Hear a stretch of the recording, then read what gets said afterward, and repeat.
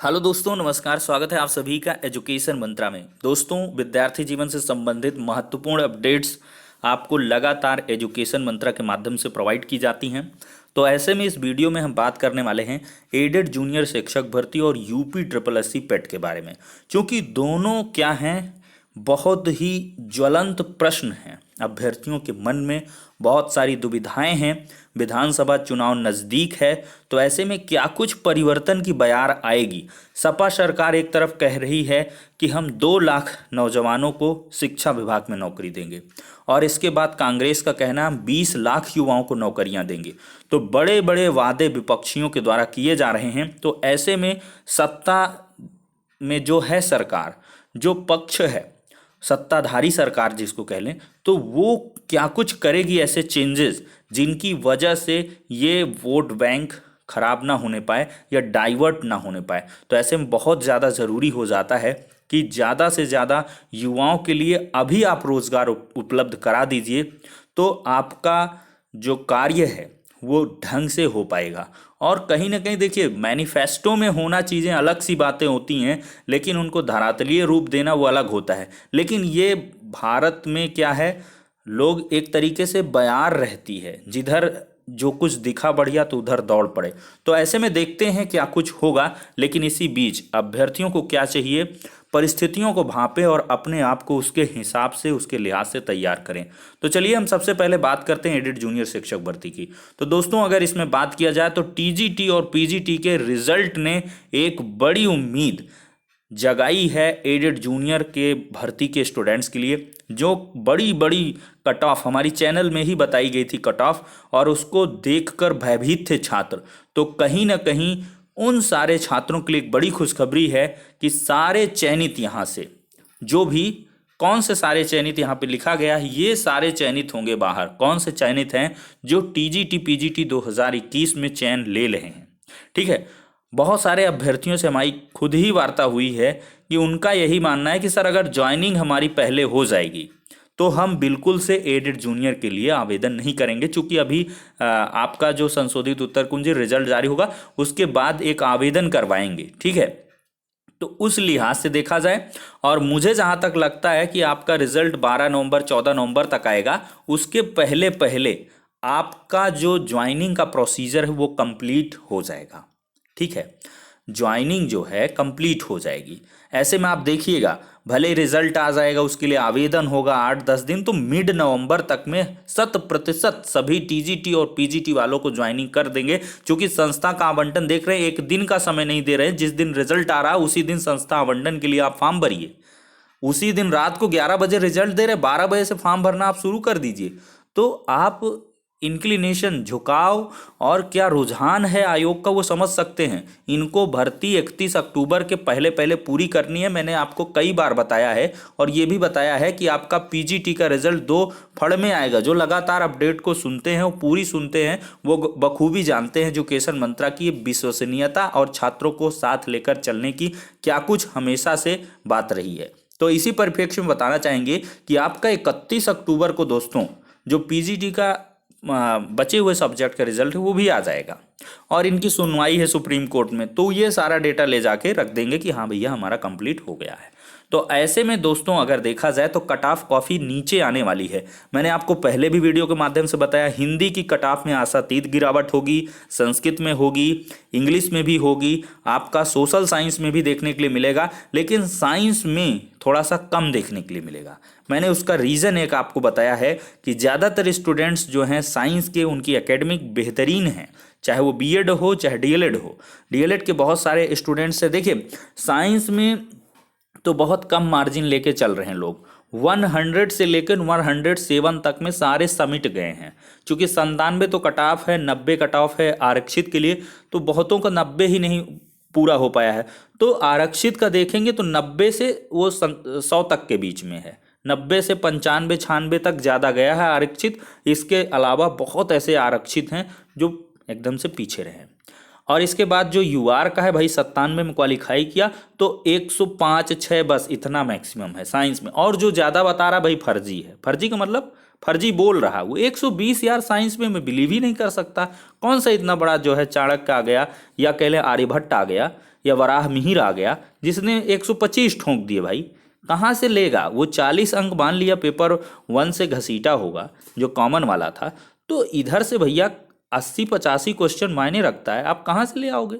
और 25 क्वेश्चन आपने गलत किए हैं। मैथ्स इतनी फाड़ू आई थी, साइंस को आप समझ रहे हैं कितनी ज़्यादा उसमें फिजिक्स केमिस्ट्री के इंटरमीडिएट के क्वेश्चंस डायरेक्टली रखे गए थे, केमिकल फार्म, तो इस वजह से साइंस में बहुत कम कट ऑफ जाएगी और इसी वजह से इसमें ज़्यादा मतलब गिरावट नहीं होगी, क्योंकि साइंस के स्टूडेंट्स उतने ज़्यादा टीजीटी पीजीटी जो क्वालिफाई कर रहे हैं वो एडेड में उतने ज़्यादा नहीं हैं, ठीक है। तो इस लिहाज से थोड़ा सा साइंस वालों के लिए दिक्कत है, कट ऑफ में गिरावट होगी लेकिन उतनी ज़्यादा नहीं होगी, क्योंकि सब्जेक्ट में जिसकी कमांड थी वो सीधे से सीधे टीजीटी में सेलेक्ट हुए। बहुत सारे सिलेक्शन देखने के लिए मिले और पीजीटी में सिलेक्शन हुआ, एडेड में भी उन्होंने 120-25 उधेड़ के रखा था, क्योंकि भाई उनकी सब्जेक्ट में कमांड थी, पकड़ थी, बढ़िया से उन्होंने किया। 90-90 क्वेश्चन हिंदी में मिले हैं ऐसे स्टूडेंट, 90-90 क्वेश्चन सही हैं। संस्कृत में उन्होंने 90-90 क्वेश्चन सही किए, 85, 90, 92 क्वेश्चन सही हैं। ऐसे ऐसे धुरंधर थे, ठीक है, वो पीजीटी वाले टीजीटी वाले, तो उनका सब यहाँ से निकलने वाले हैं।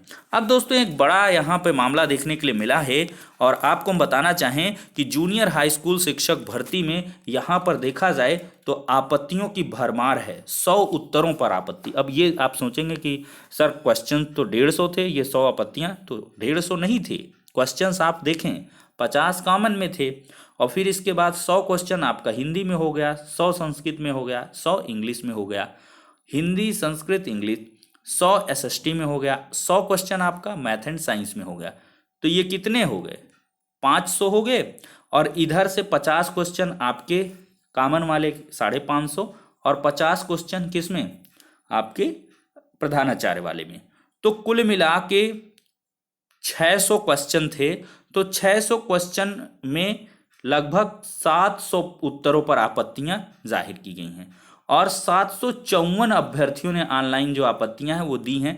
बहुत सारे अभ्यर्थी ऐसे होंगे जिन्होंने क्या किया होगा कि एक ही प्रश्न पर 2-3 लोगों ने आपत्तियां की, लेकिन जो प्रश्नों का आंकड़ा आया है वो 600 क्वेश्चन में यहाँ पर साफ साफ देख सकते हैं। दूसरे पाली के प्रश्न के सवालों के उत्तरों को मिलाकर करीब 100 उत्तरों को चुनौती दी गई। मतलब 600 क्वेश्चंस में से 100 ऐसे प्रश्न हैं जिनको चुनौती दी गई है। यहाँ साफ साफ बताया गया है। हिंदी में मैंने आपको बताया था कि 4 से 5 क्वेश्चनों पर यहाँ पर आपत्तियां हैं। संस्कृत में भी 4 से 5 प्रश्नों पर आपत्तियां गई हैं। मैथ्स में लगभग देखा जाए तो 2 से 3 प्रश्नों पर आपत्तियां गई हैं। मैथ में 2 से 3 में और साइंस में भी 2 से 3 में। मैथ साइंस में भाई सब सही है था, ज़्यादा दिक्कत नहीं थी। और इसके बाद मैथ्स के कुछ से पैटर्न थे वो बदलेंगे, 100% मैंने बता दिया है। -1/x वाला जो ऐसे कुछ करके था ये सब। और इसमें कॉमन वाले में देखा जाए तो उसमें 1 से 2 प्रश्न पर आपत्ति बस बहुत कम गई है।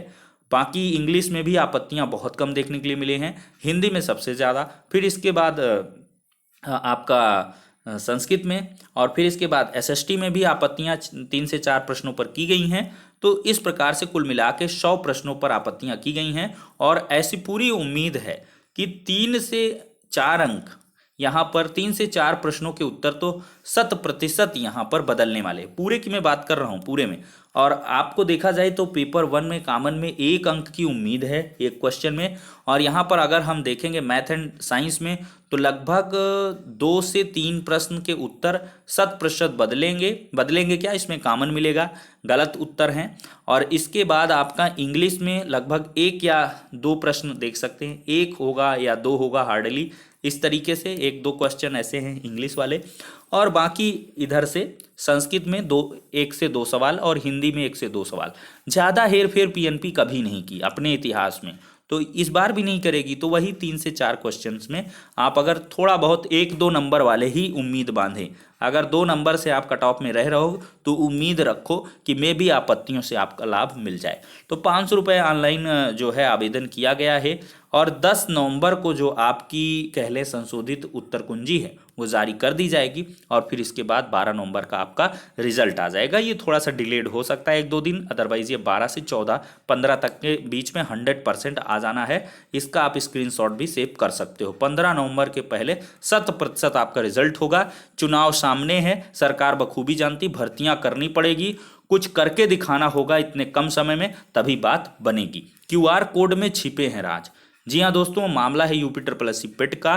परीक्षा परिणाम को पूर्णतः पारदर्शी और शुचितापूर्ण बनाने के लिए आयोग द्वारा एक नई पहल की गई है। बहुत सारे अभ्यर्थियों ने देखा होगा इधर साइड में क्यूआर कोड है, ठीक है, क्यूआर है।